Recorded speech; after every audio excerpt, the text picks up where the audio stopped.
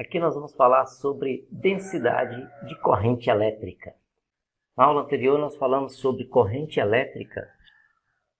Agora, quando nós estamos interessados no fluxo de carga através de uma seção transversal, veja bem, aqui nós temos um fio, aqui nós estamos representando, e essa figura aqui está representando um fio.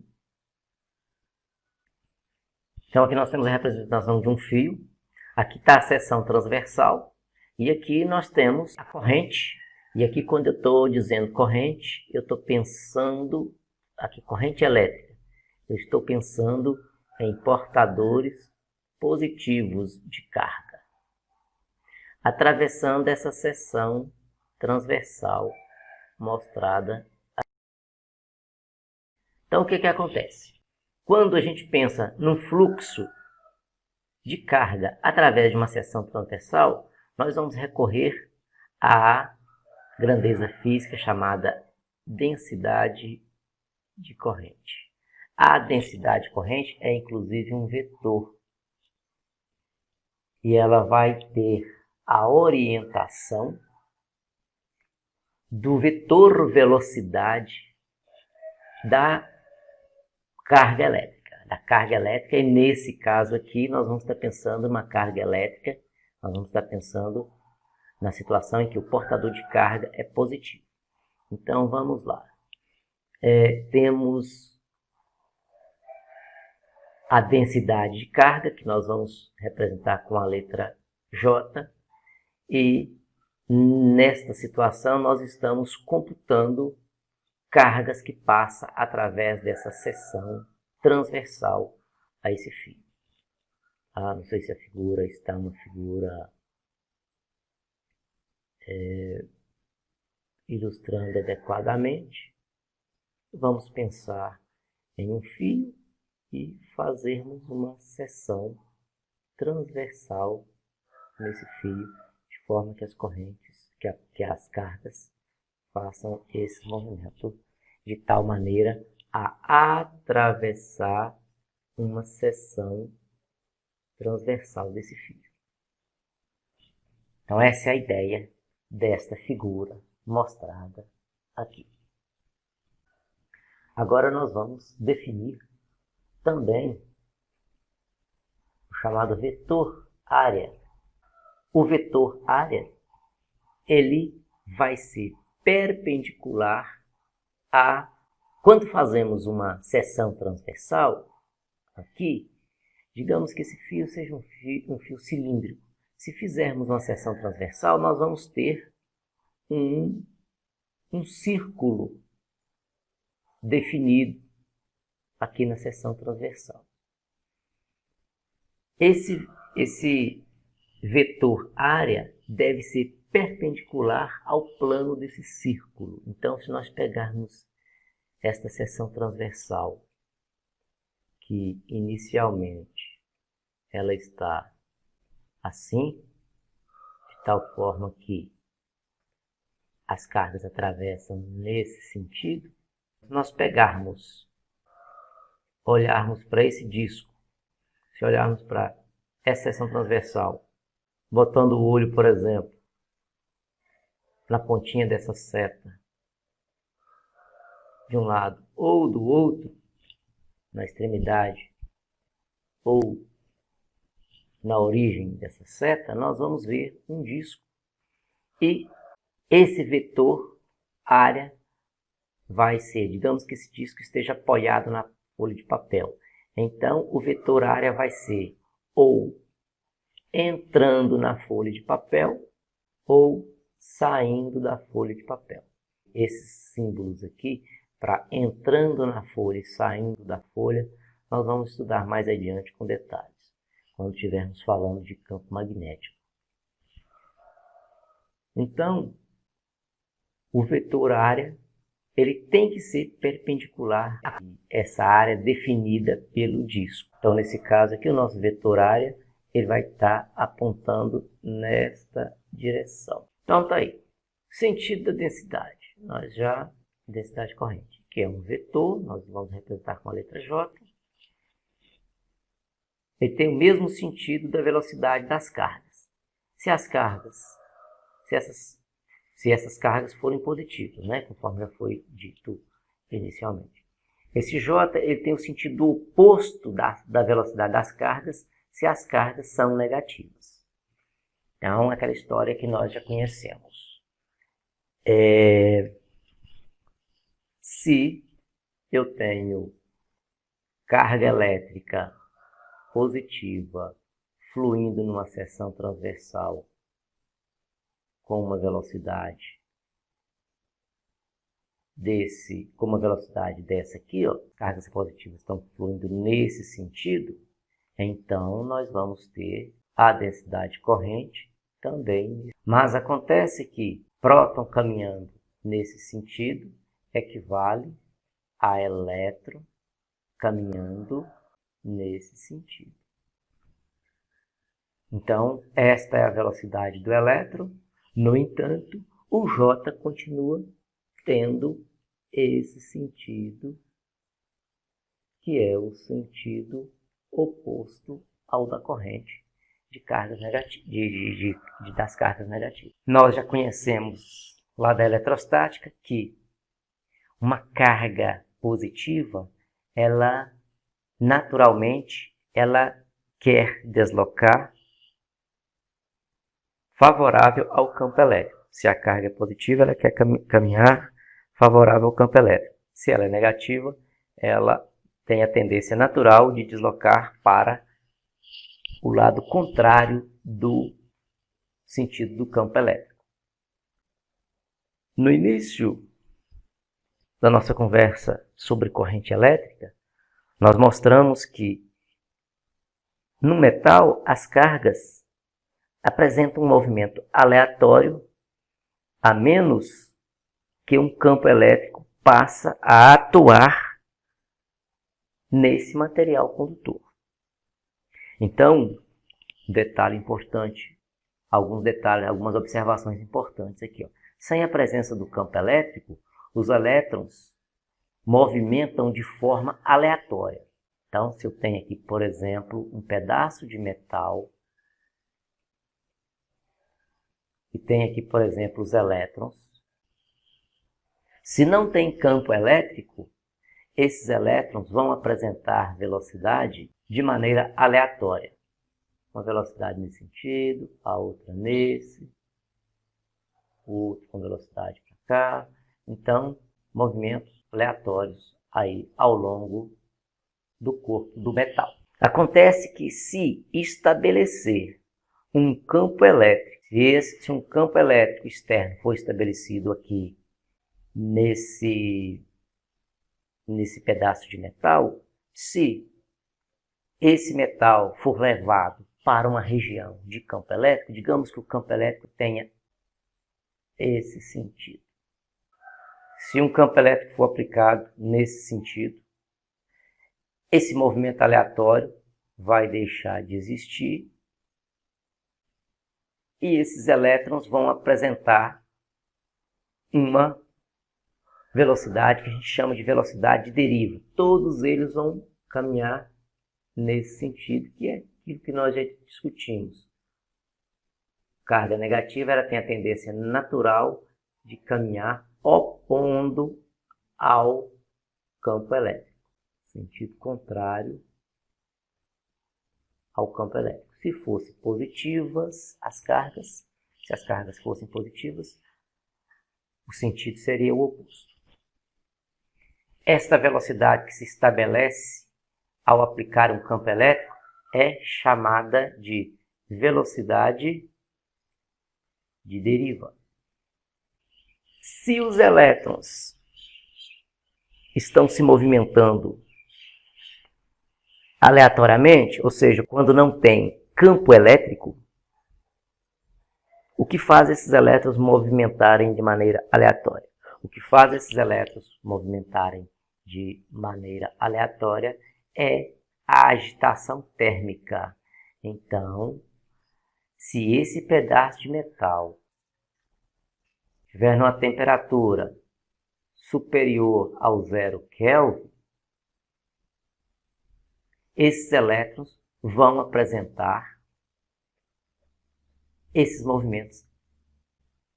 Esta velocidade que eles vão ganhar aqui, a gente chama de velocidade térmica. Velocidade térmica. Quando o metal está numa temperatura superior a 0 Kelvin, esses elétrons apresentam esse movimento aleatório que deve-se à agitação térmica. Como visto antes, se um campo elétrico for aplicado, nós vamos ter a chamada velocidade de deriva. É isso que foi visto aqui, ó, quando um campo elétrico é aplicado. Aqui, ó, campo elétrico aplicado. Aqui, ó. Ó, olhando para essa figura aqui, ó, nós temos que com a aplicação do campo elétrico, os elétrons vão passar a ter um movimento ordenado e aí podemos falar, portanto, da velocidade de deriva destas cargas elétricas. O que nós vamos fazer é calcular esta velocidade de deriva. Vamos aprender então como calcular a velocidade de deriva. Vamos imaginar aqui um fio e nós já representamos inicialmente a velocidade, a seção transversal. Agora eu vou continuar falando de seção transversal, mas eu quero falar de um volume onde eu vou estar pensando nas cargas contidas naquele volume. Então vamos imaginar cargas fluindo ao longo desse volume. Então eu tenho um conjunto de cargas que vai passar por esse volume numa unidade de tempo. Esse comprimento aqui, vou chamar de comprimento L. Esta seção transversal aqui, vou dizer que ela tem uma área A. Portanto, nós devemos lembrar da ideia do vetor de área, né? Se nós imaginarmos cargas positivas caminhando neste sentido, nós vamos ter o vetor área apontando então aqui para a direita. Então vamos pensar nesse volume por onde cargas elétricas vão atravessar. Isso aí define um cilindro cujo volume é essa área vezes esse comprimento. Essa área vezes o comprimento. A quantidade de cargas, então vamos pensar aqui em cargas elétricas fluindo através, entra na superfície aqui da esquerda, sai na superfície da direita. Mas numa unidade de tempo, nós podemos entender que uma quantidade de carga vai estar presente nesse volume. Essa quantidade de carga que está presente nesse volume depende da quantidade de portadores disponíveis no material. Cada material tem um número de portadores de cargas específico. O ouro tem um, o alumínio outro, o cobre tem uma outra quantidade de portadores de carga. Então, a carga que existe nesse volume, ela é, na verdade, dada pela quantidade de carga, pela quantidade de portadores de carga, que eu vou chamar de N, vezes o número de elétrons, aliás, vezes o módulo da carga do elétron, vezes o volume. Então, vamos fazer uma análise dimensional desse número N. Vou até escrever aqui do lado o que significa esse número N. Então, N é o número de portadores por volume. Então, aqui vai ter tantos elétrons por volume, um volume dividindo a expressão.